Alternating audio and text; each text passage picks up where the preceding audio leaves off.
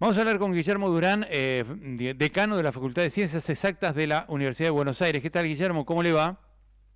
Hola Mariano, ¿cómo estás? Gracias por el llamado. No sé si reírme o llorar por lo que estabas mostrando recién en la Cámara de Diputados de ayer. Tremendo, tremendo. 1.070.000. ¿Ese era el Sí, impacto sí, es fiscal? Era 1.000.000. un número nuevo, no lo conozco, es un número nuevo. Le pasó algo parecido a un senador hace un par de semanas, ¿no? También de la Libertad Avanza, que no podía, creo, leer un número de 9 cifras o alguna cosa así. Va, va a haber que inventar Lamentable. una recta numérica, Sí, nueva para los diputados y senadores libertarios, ¿no? sí, lamentable, ¿no? Digo, uno esperaría un poco más de nivel en el Congreso de la Nación. Bueno, lamentablemente no lo tienen. Creo que además fallaba, digo, si quiso decir 1,7 billones, me parece que también falló en lo que impacta para el 2025. Estamos hablando de entre 3 y 4 meses, por lo tanto es bastante menos que eso. Digo, creo que es algo así como 0,1 del PBI, que es bastante menos que eso. Digo, sí podría estar por encima de los 2 billones el impacto para el año que viene, ya anualizado. En cualquier caso, digo, si está entre 0,20 y 0,25 del PBI, no estamos hablando de grandes números en lo que significa el Estado Nacional, digo, teniendo en cuenta que este Estado Nacional ha perdido valores similares en decisiones políticas que tomó el gobierno nacional, ¿no? El tema de bienes personales, el tema de las retenciones al campo, el tema de los intereses que se pagan para mantener el dólar fijo. Digo, bueno, en aquellos casos no se discutió de dónde salía para poder financiar esto. Son decisiones políticas que toma el gobierno de favorecer a ciertos sectores y perjudicar a otros. Claro, claro, claro. ¿Y cuál es el impacto fiscal real que tiene esta ley universitaria que votó el Congreso? ¿Se sabe? Esto, sí, un poco lo que conversábamos ayer también en el programa de televisión, en C5N, Claro. lo que lo que decíamos es, el presupuesto universitario para este año va a rondar, una vez que termine diciembre, entre 4,2 y 4,3 billones de pesos. Ujú. La propuesta del presidente el otro día en la cadena nacional habló de 4,8. Si queremos que esté en los niveles del 2023, esto ya lo analizó el CIN, por ejemplo, debería estar en 7,3. Digo, un 7,3 50%. billones.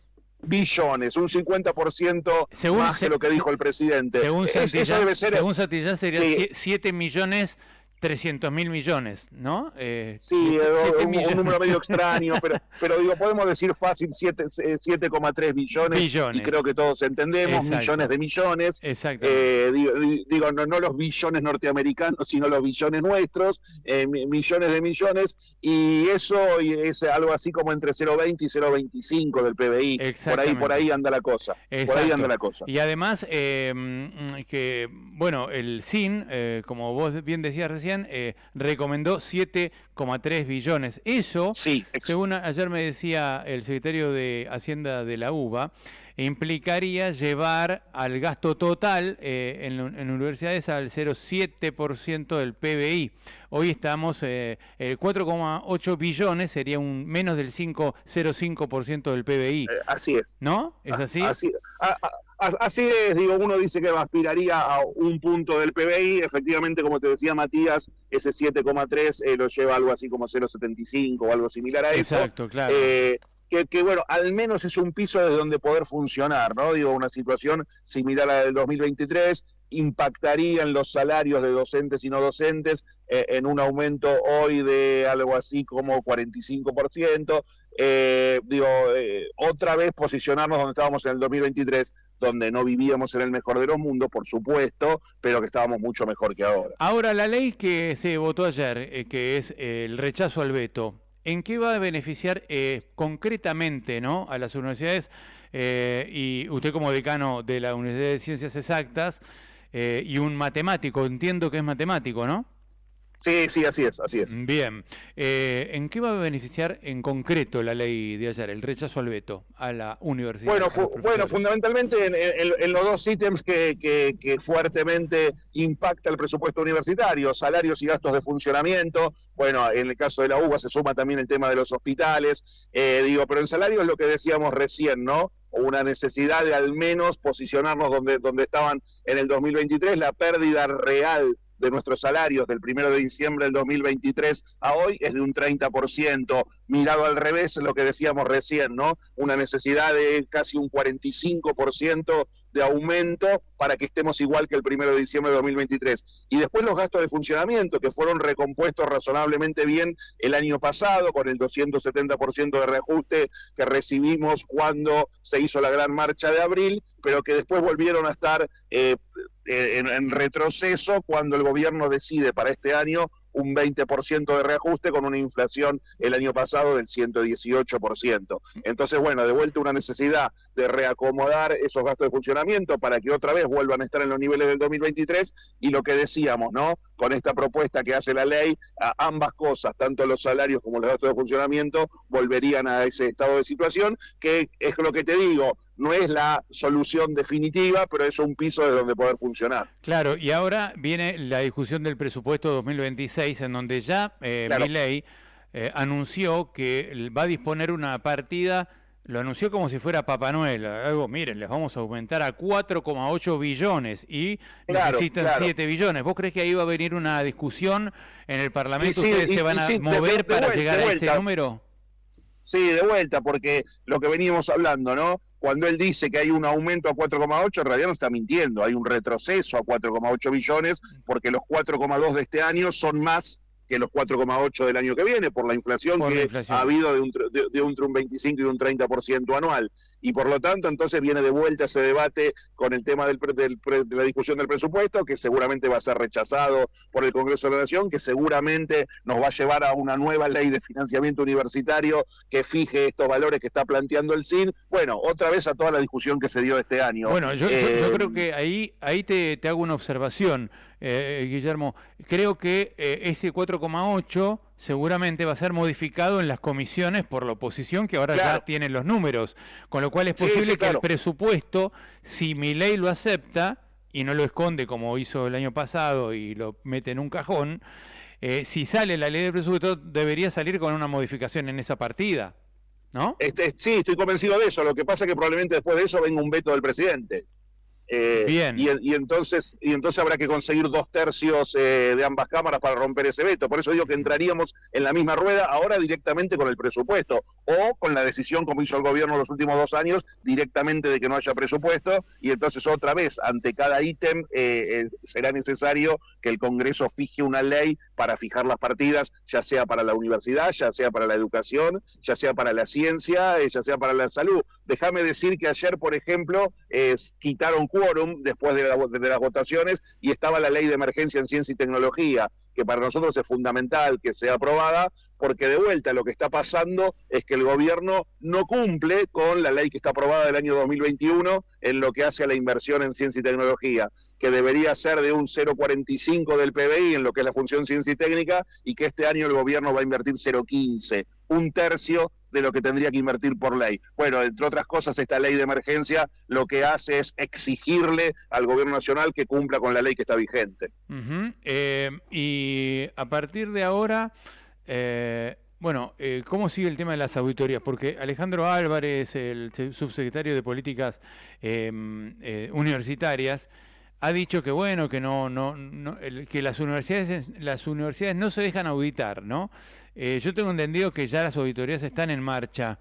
¿Qué sabes sí, vos pero de además si no hay la cantidad de auditorías de parte de la AGN, de la Auditoría General de la Nación, es por culpa del gobierno, que es quien tiene que dotar del personal y de toda la estructura necesaria para que se auditen todas las facultades de todas las universidades del país todos los años. Este año en la UBA están empezando las auditorías sobre 3 facultades, si no me equivoco creo que son Derecho, Económicas y Medicina, por pedido de la UBA. Digo, es el gobierno el que está en falta en cuanto a la concreción de las auditorías externas. Las internas de la Universidad de Buenos Aires, yo decía, déjenme poner unas comillas, nosotros las sufrimos año a año, son súper rigurosas y por supuesto las pasamos todos los años todas las facultades. Cuando te dicen, la auditoría interna no sirve, no, seguro que sirve, digo, se hace con mucha seriedad, con mucho profesionalismo. Es como que yo diga, la auditoría que le hace al presidente de la Nación, la CIGEN, no sirve porque es una auditoría interna. No, bueno, es lo que establece la Constitución, se tiene que hacer así, por supuesto que tanto para el presidente como para nosotros está la AGN, la Auditoría General de la Nación, que es la auditoría externa. Bueno, pidámosle a la AGN que audite a las universidades, pidámosle a la AGN que audite al presidente también, Digo, porque hay muchos gastos que se hace desde la Presidencia de la Nación que no sabemos muy bien cómo son auditados. Así que yo le diría al subsecretario Álvarez, al SS Álvarez, como le decimos nosotros, que también reclame que se hagan las auditorías para el presidente de la Nación. ¿Es cierto que Álvarez, vi un reportaje tuyo donde decías que Álvarez nunca aprobó una materia en ciencias sociales? No hemos encontrado ningún registro de materia aprobada ni en el ciclo básico común ni en la Facultad de Ciencias Sociales. ¿Pero se anotó en la facultad? Por lo tanto, ¿Se recibió de algo? No, seguro que no se recibió de nada y seguro que no aprobó ninguna materia. Si quizás alguna vez se anotó, puede ser. No hay ningún registro de que haya aprobado ninguna materia. Hizo política muchos años en la Universidad de Buenos Aires. Digamos que es el tipo de militante político que no estudia, que Álvarez suele criticar. Es casi hasta paradójico, ¿no? Pero para hacer política te tenés que haber inscrito en la universidad, por lo menos. Quizás se haya notado, pero no hay ningún registro de que haya aprobado ninguna materia, ni siquiera en el ciclo básico común. Qué increíble. Y también decías algo de Manuel Adorni, que también en la Universidad de La Plata reprobó seis veces macroeconomía, ¿es así? Sí, nos llegó un historial académico que muestra que estuvo 10 años cursando en la Universidad Nacional de La Plata para cursar algo así como 2 años hasta que se fue a la UADE, y lo que aparecía ahí es que creo que tuvo que dar 6 veces macroeconomía, 3 veces álgebra. Bueno, tiene un muy concurrido historial académico de 2 en muchos finales. Sí, llama la atención también, ¿no? Que hable de la excelencia, de la calidad, de la meritocracia, de que hay que pasar exámenes rigurosos para ingresar al Estado. Bueno, parecería ser que él no los ha pasado. Bien, ¿cómo se preparan entonces para el presupuesto? ¿Van a tratar de buscar diálogos con los diputados y los senadores para que el presupuesto salga y no tenga que haber digamos, desbarajuste que estamos discutiendo casi sobre el sexo de Los Ángeles durante todo un año? Y porque no hubo presupuesto, precisamente. Esto está pasando totalmente, porque no hubo presupuesto para el 25. 2 años consecutivos sin presupuesto. No ha pasado en 40 años de la recuperación de la democracia, no ha pasado nunca. Claro.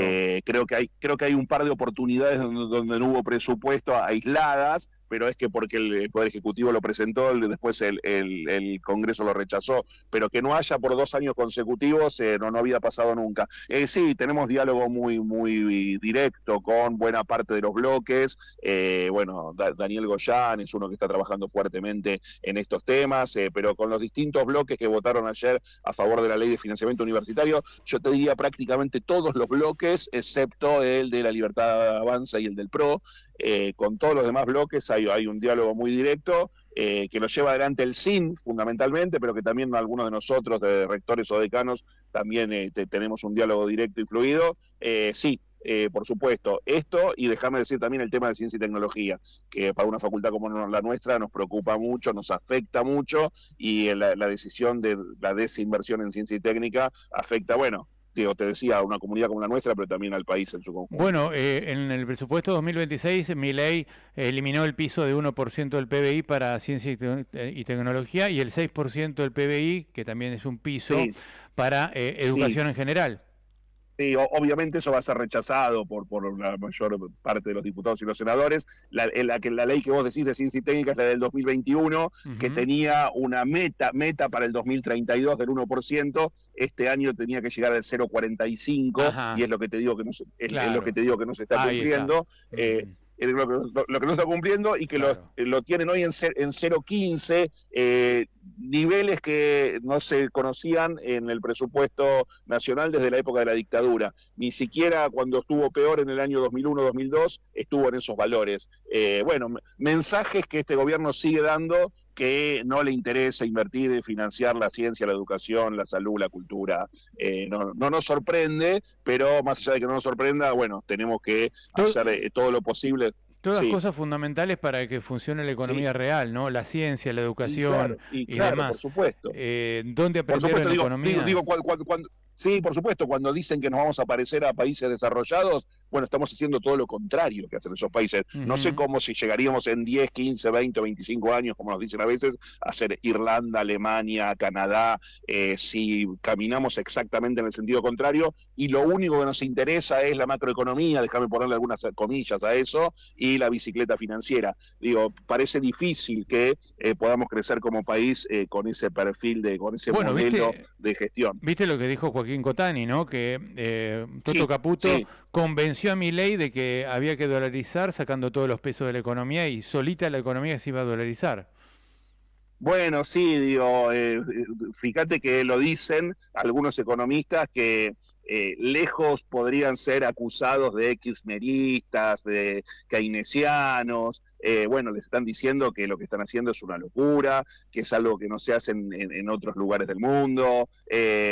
Nada, que es un experimento que no hay ninguna duda de que va a salir mal. Y por último, Guillermo, ayer hablábamos en el estudio C5N, como vos bien decías antes, sobre los niveles salariales, ¿no?, de los profesores y de los decanos. Describime un poco cuánto gana un profesor y cuánto gana un decano hoy en la facultad o en cualquier facultad de la UBA. Bueno, digo, el sueldo de los profesores, dedicación exclusiva, digamos que son los que viven de esto, varía mucho de acuerdo a la antigüedad y a la categoría. Un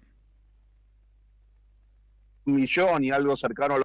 Ahí se cortó, se cortó un poco la comunicación. ¿Podrías repetir el número? Guillermo. A ver, me parece que se cortó la comunicación. Si la podemos restablecer, bien, y si no, no lo hacemos. Bueno. Se silenció el micrófono. Bueno, está bien. Ahora le agradecemos mucho por la nota y continuamos aquí con unas cuantas verdades. Ayer, fuera de micrófono, en el estudio, justamente me comentaba él que hay profesores con dedicación exclusiva en la UBA que ganan 1,5 millones de pesos por mes. Dedicación exclusiva, esto quiere decir que no pueden tener otro trabajo. Que no pueden tener otro trabajo. Y que... a ver, lo tenemos de vuelta a Guillermo Durán, sí. Sí, yo los estaba escuchando, pero se ve que no me escuchaban. Ah, está bien. Sí, yo lo que les decía es, digo, lo que es un profesor o auxiliar de dedicación exclusiva varía mucho de acuerdo a las categorías y a la antigüedad, pero puede rondar desde menos de 1 millón de pesos hasta algo más de 2 millones de pesos. Ese es el valor. De educación exclusiva, bien. ¿Y en una privada cuánto gana ese mismo profesor? Y tres o cuatro veces lo que te digo, claro. Profesores que por ahí cobran 2 millones de pesos de una trayectoria importante, ¿no? De un profesor asociado con 20 años de antigüedad que puede ganar cerca de 2 millones de pesos, en una privada gana 6. Claro. En una privada, de las privadas que invierten en investigación, digo, no cualquier privada, pero conocemos algunas porque nos pasa que hay gente nuestra que se va a esas universidades y que gana esos valores. ¿Y un decano cuánto gana? Porque ayer se instaló el debate entre Caputo y Jacobiti, que Jacobiti presentó el sueldo que gana. Bueno, fue todo un papelón, pero... también depende de las dedicaciones. En mi caso particular, por ejemplo, yo tomé la decisión de mantener mi cargo de dedicación exclusiva como profesor e investigador y soy decano de dedicación parcial. Ayer miraba en el detalle mi recibo del último mes, cobré 1.300.000 pesos el plus mío de decano, más algo cercano a los 2 millones, que es lo que cobro como profesor titular full time de máxima antigüedad. Apenas por encima de los 3 millones con las dos cosas sumadas. Pero sos profesor y decano de una de las principales facultades de la UBA, que es la Universidad de Buenos Aires. Lejísimo de los 18 millones que decía Álvarez, por supuesto, sí. Lejísimos, que decía, claro, Álvarez y Caputo, ¿no? El total Caputo que hablaba de 18 millones que cobraba Jacobiti como vicerrector. Él después mostró un sueldo que era de 2.400.000 pesos, pero bueno, no se sabe bien si era como profesor o como vicerrector que lo cobraba, ¿no? Sí, sí, bueno, eso habrá que hablarlo con cada uno de ellos. Digo, yo te cuento lo que es mi caso particular. Digo, yo podría haber tomado la decisión de ser decano full time y dejar mi cargo de profesor. Preferí otra cosa porque en la medida en la que el tiempo me lo permite trato de seguir haciendo investigación y docencia. Pero bueno, ese es mi caso particular. Lejísimo lo que vienen diciendo. Estaría bueno que digan ellos cuánto ganan y que muestren los recibos de sueldo también. Claro, lo que pasa es que Pero un ministro como Toto Caputo no gana por lo que gana por su sueldo, convengamos, ¿no? Me parece bueno, sí, que por supuesto, hay por otros supuesto. temas Sí, que por hacen al ingreso supuesto, familiar, digamos, ¿no? por supuesto, Tienen digo. Por supuesto, empresas. y no suele ser el caso de los que estamos en la academia. Claro, claro, claro. Exacto. No, verdaderamente desastroso, ¿no? Que la UBA, que es la universidad más prestigiosa de la Argentina y una de las más prestigiosas de Latinoamérica y del mundo, tenga que estar pasando por esto. Un gran abrazo, Guillermo, y bueno, ojalá que todo esto se vaya recomponiendo poco a poco. No. Gracias a ustedes por el llamado. Seguiremos trabajando para mejorar la universidad pública. Ahí está, decano de Ciencias Exactas de la Universidad de Buenos Aires.